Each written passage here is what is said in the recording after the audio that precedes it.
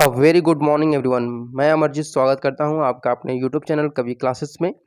आप सभी को आज से हम लोग प्रैक्टिस सेट 1 प्रोवाइड कराने जा रहे हैं, जो कि करंट एजुकेशन सिनेरियो नामक टॉपिक पर आधारित है, जो कि आपके सेक्शन ए में बहुत ही महत्वपूर्ण भूमिका निभाती है। जो कि आपका 30 प्रश्न आता है, जिसमें से करंट एजुकेशन सिनेरियो के कम से कम 10 से 12 क्वेश्चन रहते हैं। तो यह सेशन आप लोगों के लिए बहुत महत्वपूर्ण है, क्योंकि इससे ही आप लोग अपने जो नंबर है उससे अधिक से अधिक उठा सकते हैं। तो चलिए शुरू करते हैं आज के प्रैक्टिस सेट को। क्वेश्चन नंबर 1 है, राष्ट्रीय शिक्षा नीति को लागू करने वाला दूसरा राज्य कौन बना है? यानी एनईपी 2020 को लागू करने वाला कौन ऐसा दूसरा राज्य है? पहला ऑप्शन दिया है उत्तर प्रदेश, दूसरा है हिमाचल प्रदेश, थर्ड है मध्य प्रदेश और चौथा दिया है कि राजस्थान। तो सही आंसर होगा आपका ऑप्शन नंबर सी, यानी कि मध्य प्रदेश ने एनईपी 2020 को लागू किया है, सबसे मतलब दूसरा राज्य बना है।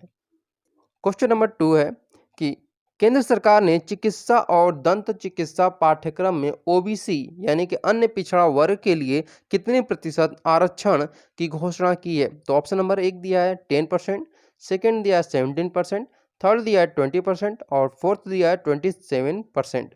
तो सही आंसर कौन सा होगा? तो ऑप्शन नंबर यहाँ पे डी सही होगा, यानी कि 27% आरक्षण का यहाँ पे घोषणा किया गया है केंद्र सरकार के द्वारा। अगला प्रश्न है, क्वेश्चन है कि भारत के कितने कॉलेजों को विश्व के टॉप 100 मेडिकल कॉलेजों में शामिल किया गया है? ठीक है, भारत के कितने कॉलेजों को विश्व के यानी वर्ल्ड के टॉप 100 कॉलेजों में शामिल किया है? कितने कॉलेजों को? तो ऑप्शन नंबर यहाँ पे दिया है 3, 6, 9 और 12। तो सही आंसर कौन सा होगा? तो ऑप्शन नंबर यहाँ पे बी सही होगा, यानी कि 6 कॉलेजों को वर्ल्ड के टॉप 100 मेडिकल कॉलेजों में शामिल किया गया है। क्वेश्चन नंबर 4 है कि किस राज्य ने आर्थिक रूप से कमजोर विद्यार्थियों के लिए अनुप्रति कोचिंग योजना शुरू की है? देखिए, आर्थिक रूप से कमजोर का मतलब होता है कि ईडब्ल्यूएस, ठीक है, ईडब्ल्यूएस। तो ईडब्ल्यूएस के लिए अनुप्रति कोचिंग योजना की शुरुआत किस राज्य के द्वारा किया गया है? तो पहला राज्य है यहाँ पे दिया हरियाणा, सेकंड है राजस्थान, दूसरा है उत्तर प्रदेश, थर्ड है मध्य प्रदेश। तो सही आंसर होगा आपका ऑप्शन नंबर बी, यानी कि राजस्थान के द्वारा अनुप्रति कोचिंग योजना की शुरुआत ईडब्ल्यूएस कैटेगरी के स्टूडेंट्स के लिए की गई है। क्वेश्चन नंबर 5 है कि इसरो की राष्ट्रीय स्तर पर आयोजित वैज्ञानिक सिविल चयन परीक्षा में किसने देश में पहला स्थान हासिल किया है? तो पहला ऑप्शन दिया है शालिनी मेहरा, दूसरा है मोनिका सोनी, तीसरा है सृष्टि बापना और चौथा दिया है अनु यादव। तो सही आंसर होगा आपका सृष्टि बापना ने इसरो की राष्ट्रीय स्तर पर आयोजित होने वाली चयन परीक्षा में देश में सबसे पहला स्थान प्राप्त किया है। क्वेश्चन नंबर 6 दिया है कि देश में राष्ट्रीय शिक्षा नीति को लागू करने में मदद करने के लिए किस नाम की पहल का शुभारंभ किया गया है? ठीक है, यानी कि देश में राष्ट्रीय नीति को लागू करने में मदद देने के लिए किस नाम की पहल का शुभारंभ किया गया है? तो 4 ऑप्शन दिए हैं, पहला है सार्थक, दूसरा है भविष्य, तीसरा है दुलारे और चौथा दिया है नई पहल। तो सही आंसर होगा आपका ऑप्शन नंबर ए, यानी कि सार्थक नामक पहल का शुभारंभ किया गया है। क्वेश्चन नंबर 7 है, भारत के पहले डिजिटल विश्वविद्यालय का उद्घाटन किस राज्य में किया गया है? पहला दिया है असम, दूसरा दिया है उड़ीसा, तीसरा है केरल और चौथा दिया है महाराष्ट्र। तो सही आंसर कौन सा होगा? तो ऑप्शन नंबर यहाँ पर सी सही होगा, यानी कि केरल के द्वारा भारत का पहला डिजिटल विश्वविद्यालय यानी यूनिवर्सिटी का मतलब उद्घाटन किया गया है। क्वेश्चन नंबर 8 है कि कौन सा जिला देश का 100% साक्षरता वाला पहला जिला बना है? ऑप्शन नंबर ए भोपाल का जिला बना है, या करनाल का, या फिर जयपुर का, या फिर देहरादून। तो सही आंसर होगा आपका ऑप्शन नंबर डी, यानी कि देहरादून का जिला जो है वह क्या बना है? 100% साक्षरता वाला बना है। क्वेश्चन नंबर 9 है कि नई शिक्षा नीति लागू करने वाला पहला राज्य कौन सा बना है? अभी दूसरे राज्य के बारे में हम लोगों ने बात किया था, अब यहाँ पे पहले राज्य के बारे में बात करेंगे। तो पहला राज्य कौन सा है? पंजाब है, हरियाणा है, एचपी है, ठीक है। उसके बाद दूसरा यहाँ चौथा दिया है गोवा। तो सही आंसर होगा आपका ऑप्शन नंबर सी, यानी कि एचपी। यहाँ देखिए एचपी मतलब हिमाचल प्रदेश। ठीक है। क्वेश्चन नंबर 10, देश का पहला कोरोना सुरक्षित स्कूल किस राज्य में शुरू किया गया है?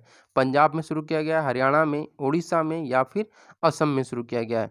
तो सही आंसर होगा आपका ऑप्शन नंबर बी, यानी हरियाणा में पहला कोरोना सुरक्षित स्कूल शुरू किया गया है। क्वेश्चन नंबर 11 है कि संविधान में कितने वर्षों के अनिवार्य एवं निःशुल्क शिक्षा का प्रावधान है? 6 वर्ष तक, 10 वर्ष तक के, या 14 वर्ष तक के, या फिर 16 वर्ष के? तो सही आंसर होगा आपका 11 का ऑप्शन नंबर सी, यानी कि 14 ईयर्स के जो स्टूडेंट हैं, यानी जो बालक बालिकाएं हैं, उनको संविधान में क्या किया गया है कि अनिवार्य और निःशुल्क शिक्षा का प्रावधान किया गया है। क्वेश्चन नंबर 12 है कि ऑपरेशन ब्लैक बोर्ड किस प्रकार की शिक्षा से संबंधित है? पहला दिया है पूर्व प्राथमिक शिक्षा से या हाई स्कूल या फिर इंटरमीडिएट? तो सही आंसर होगा आपका ऑप्शन नंबर बी, यानी कि प्राथमिक शिक्षा से संबंधित है क्या चीज? Operation black board. Question number 13 दिया है कि इग्नू की स्थापना किस वर्ष हुई? 1955, 1965, 1975, 1985? तो सही आंसर होगा आपका ऑप्शन नंबर डी, यानी कि 1985 को इग्नू की स्थापना हुई थी। क्वेश्चन नंबर 14, केंद्रीय शैक्षिक तकनीकी संस्थान यानी कि CIET की स्थापना कब हुई थी? 1944, 1964, 1984 या फिर 1994? तो सही आंसर होगा आपका ऑप्शन नंबर सी, यानी कि 1984 को केंद्रीय शैक्षिक तकनीकी संस्थान की स्थापना हुई थी।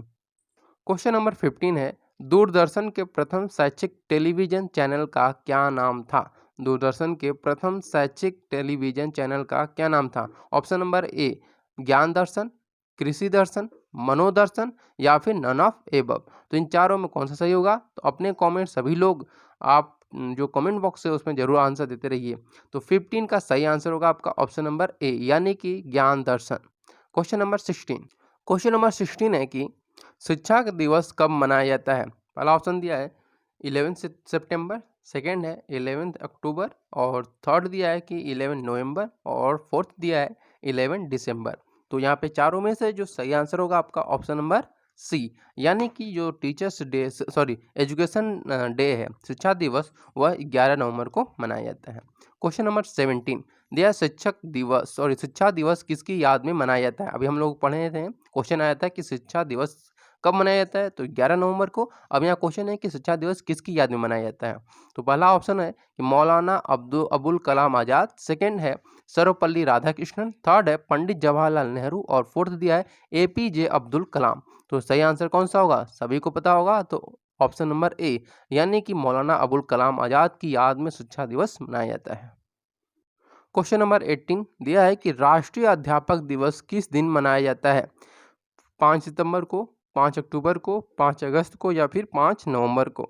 तो कौन सा सही आंसर होगा? तो 18 का यहाँ पे सही आंसर आपका ऑप्शन नंबर ए, यानी कि 5 सितंबर को राष्ट्रीय अध्यापक दिवस मनाया जाता है।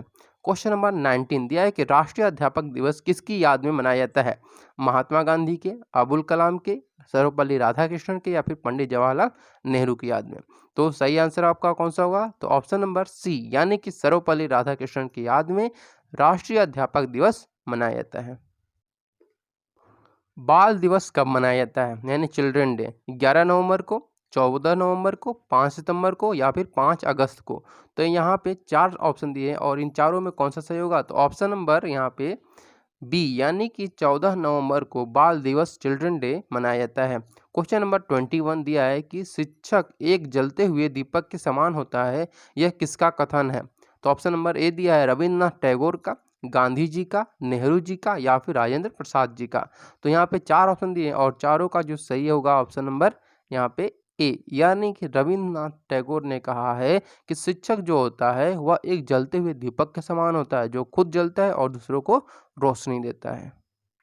क्वेश्चन नंबर 22 दिया है कि नर्सरी शिक्षा यानी कि नर्सरी एजुकेशन का जो पिता है यानी कि फादर, वह किसे माना जाता है? ऑप्शन नंबर ए प्लेटो को माना जाता है, डॉक्टर इटार्ड को माना जाता है, option number C August Froebel को माना जाता है, ऑप्शन नंबर डी सर्गी को माना जाता है? तो सही आंसर होगा आपका ऑप्शन नंबर सी, यानी कि ऑगस्ट फ्रोबेल को नर्सरी शिक्षा का पिता माना जाता है। क्वेश्चन नंबर 23 दिया है वर्धा शिक्षा सम्मेलन कब हुआ? 1937 में, 1960 में, या फिर 1961 में, या फिर 2004 में? तो सही आंसर होगा आपका ऑप्शन नंबर ए यानी कि 1937 में वर्धा शिक्षा सम्मेलन आयोजित हुआ था। क्वेश्चन नंबर 24 दिया है कि शिक्षा त्रिमुखी प्रक्रिया है, यह विचार किसका है? सर्गी का है, डॉन डेवी का है, फ्रोबेल का है या फिर प्लेटो का है? तो इन चारों में जो सही आंसर होगा आपका ऑप्शन नंबर यहाँ पे सी यानी कि जॉन डीवी के द्वारा ये कहा गया था कि जो शिक्षा यानी एजुकेशन है वह त्रिमुखी प्रक्रिया है, यानी कि विद्यालय के द्वारा भी आती है, स्टूडेंट के द्वारा भी आती है और टीचर्स के द्वारा भी आती है। क्वेश्चन नंबर 25, स्वतंत्र भारत का प्रथम राष्ट्रीय शिक्षा नीति कब प्रारंभ हुआ था? ठीक है, स्वतंत्र भारत का प्रथम राष्ट्रीय शिक्षा नीति कब प्रारंभ हुआ था? 1951 में, 1960 में, 1971 में या फिर 1982 में? तो सही आंसर कौन सा होगा? तो ऑप्शन नंबर यहाँ पे बी यानी कि 1960 में पहली बार राष्ट्रीय शिक्षा नीति लागू की गई थी स्वतंत्रता के बाद। आई होप आप लोग को यह सेशन अच्छा लगा होगा। अगर आपको यह सेशन अच्छा लगे तो ज़रूर हमारे इस सेशन को लाइक करिएगा, और अगर आप हमारे चैनल पर पहली बार आए हैं और विजिट किए हैं तो ज़रूर हमारे चैनल को सब्सक्राइब करिएगा। Thank you so much for watching this video.